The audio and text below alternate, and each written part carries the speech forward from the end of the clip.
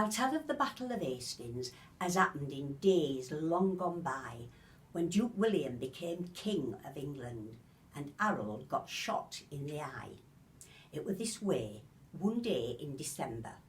The Duke, who were always a toff, having no battles on at the moment, had given his lads the day off.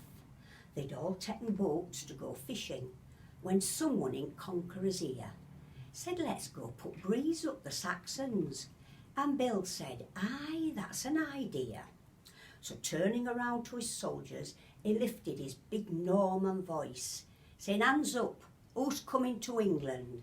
Well, that was swank, because they hadn't no choice. They started away about tea time.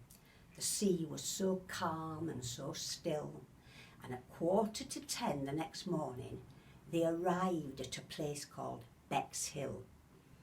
King Harold came up as they landed, his face full of venom and hate, and he said, "If you've come for regatta, you've got here just 6 weeks too late." At this, William rose cool but haughty and said, "I'll have none of your cheek, and you'd best have your throne reupholstered. I'll be wanting to use it next week." When Harold heard this here defiance, we raged. He turned purple and blue, and he shouted some rude words in Saxon, to which William answered, "And you." 'Twere a beautiful day for a battle, and Normans set off with a will. And when both sides were duly assembled, they tossed for the top of the hill. King Harold, he won the advantage.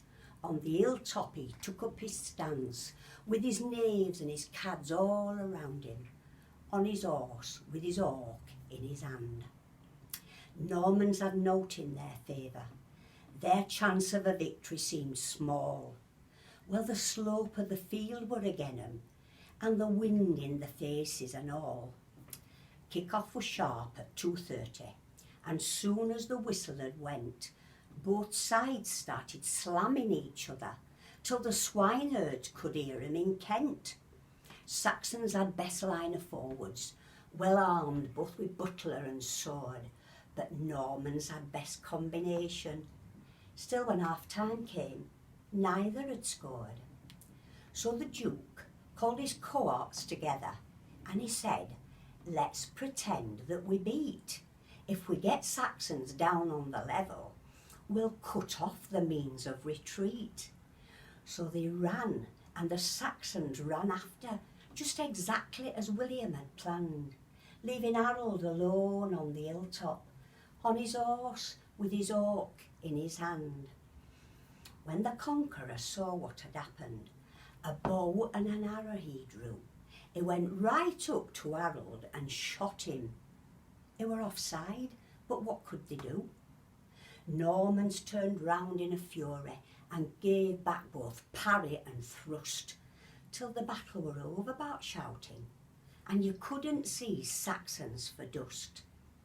And after the battle were over, they found Harold, so stately and grand, sitting there with his eye full of arrow, on his horse with his hawk in his hand.